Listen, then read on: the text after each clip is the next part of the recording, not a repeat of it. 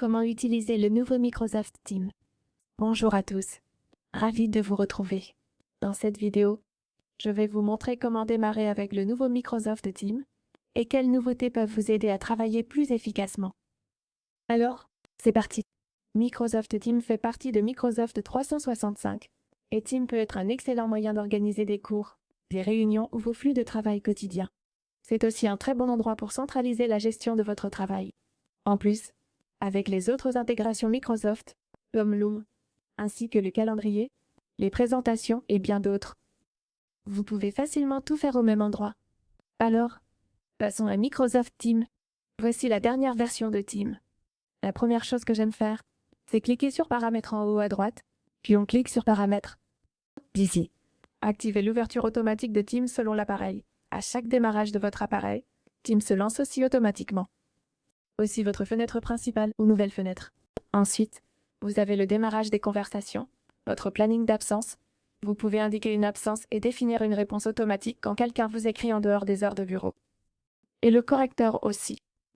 Ensuite, vos comptes et organisations liées, paramètres de confidentialité, notifications, apparence, accessibilité, fichiers, et d'autres options utiles encore ici. Pour démarrer Teams, je commence ici d'abord par créer notre propre équipe maintenant.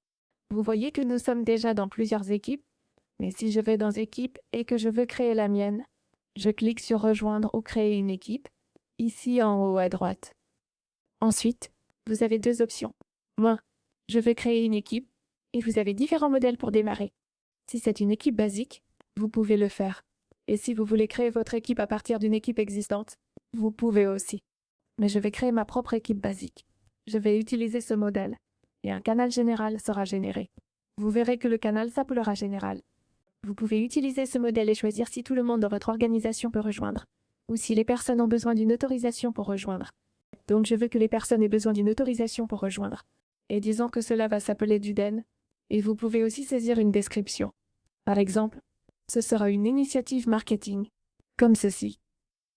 Puis on clique sur Créer ici, et comme ça, notre équipe distincte, en dehors de notre organisation, a été créée.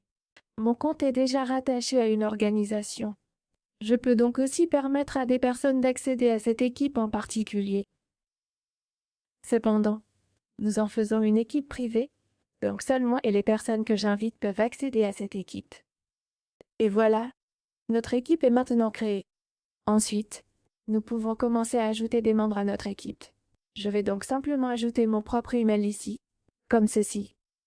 Et nous allons ajouter cette personne en tant qu'invité, puis je clique sur Ajouter ici. Ah, je n'ai pas créé de compte avec cette adresse, donc je ne peux pas l'ajouter. Je vais donc simplement fermer. Et maintenant, cela va générer automatiquement notre canal général. Vous pouvez cliquer sur ce canal général, puis sur Gérer, et voir les analyses ainsi que les paramètres de base de ce canal. Ici, chacun peut publier, poster des messages, ou publier et afficher des alertes. Chaque post envoie une notification. Autre option, selon le réglage, seuls les propriétaires peuvent poster des messages dans ce canal. Vous avez aussi des connecteurs qui peuvent publier dans ce canal, ainsi que des invités qui peuvent également contribuer à ce canal. Vous avez ensuite les analyses. Dans Analyse, vous retrouvez un résumé, l'engagement, tous les utilisateurs actifs, les réunions et l'engagement associé à ce canal. Avec ce canal en particulier, je peux récupérer l'adresse email et vous pouvez aussi démarrer avec une invitation par email. Et pour chaque canal, vous pouvez également créer des publications. Par exemple, développons un plan marketing pour Duden, comme ceci. Et en dessous, vous pouvez insérer des tableaux, une case à cocher, des listes, des paragraphes, des titres, et mettre en forme votre texte comme vous le souhaitez. Vous pouvez même intégrer votre propre code ici et ajouter des liens hypertextes. Ainsi, ajouter un post comme ça, c'est le titre de notre post. Et on veut engager plus de clients. Bref, ce que vous souhaitez accomplir. Puis on clique simplement sur Publier ici. Ensuite, vous pouvez publier tout ça. Ah, c'est une publication simple. Une fois que vous avez une publication simple, on peut la supprimer plus tard, et vous pouvez aussi la partager dans Outlook. Et si vous cliquez sur Plus d'actions, vous pouvez créer une tâche à partir de votre message ou de votre publication dans Microsoft Teams. Cela m'a beaucoup aidé, car chaque fois que vous publiez quelque chose, s'il y a une nouvelle tâche qui en découle, Un responsable peut simplement publier, par exemple, « Nous devons faire ceci, ceci et cela ». Vous pouvez donc cliquer sur « Créer une tâche » ici. Cela vous redirigera vers la section des tâches Microsoft. Vous pourrez définir la priorité, créer la tâche et même fixer une date d'échéance, puis cliquer sur « Ajouter la tâche » ici. Et chaque fois que vous ajoutez une tâche simple en quelques clics, si vous allez dans le gestionnaire de tâches, vous pouvez cliquer sur le lien pour obtenir plus de détails à partir de la publication initiale. Ensuite, pour chaque canal, vous avez aussi une section fichiers et vous pouvez cliquer sur « Rechercher des applications » pour intégrer d'autres applications. Donc, disons que nous avons un planificateur de tâches et une liste de choses à faire, nous pouvons créer un nouveau plan dédié à ce canal ou à cet espace de travail. Maintenant, pour créer d'autres canaux dans un même espace de travail, on garde Général comme canal, puis on ajoute un canal Finance à côté, comme ça. Et vous pouvez choisir le type, par exemple s'il est partagé avec des personnes ou des équipes de votre organisation, s'il est réservé à des personnes spécifiques qui auront accès, ou s'il est standard, auquel cas tout le monde dans cette équipe y a accès. Disons donc que mon tableau Finance est standard, ou disons que c'est notre tableau de mise à jour du travail quotidien. Voici donc le tableau de mise à jour du travail quotidien. Toutes les personnes de notre équipe y auront accès, et je vais cliquer sur « Créer » ici. Ensuite, vous allez définir les autorisations pour que tout le monde puisse y publier. Ici, vous pouvez créer une intégration séparée, ajouter vos propres fichiers et démarrer des publications. En plus, vous pouvez intégrer des outils comme votre gestionnaire de tâches, des PDS, Visio, Stream, Jira, des outils de gestion de projet, des calendriers et même Igago YouTube, afin de pouvoir discuter et partager ici toutes les informations pertinentes. Ici, section équipe, une seule. Vous pouvez avoir plusieurs équipes différentes ici, et vous pouvez continuer à en créer au fur et à mesure, selon vos besoins, par exemple pour gérer plusieurs activités et des projets clients plus spécifiques. Puis section devoirs.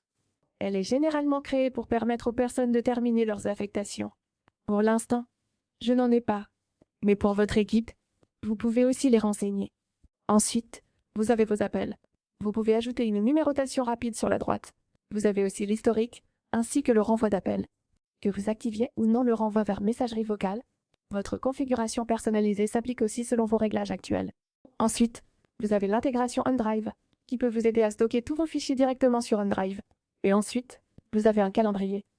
Avec votre calendrier, vous pouvez simplement cliquer sur une date et ajouter une réunion, et cela générera automatiquement la réunion à cet horaire. Disons que c'est pour Duden. Et vous pouvez aussi ajouter les participants obligatoires.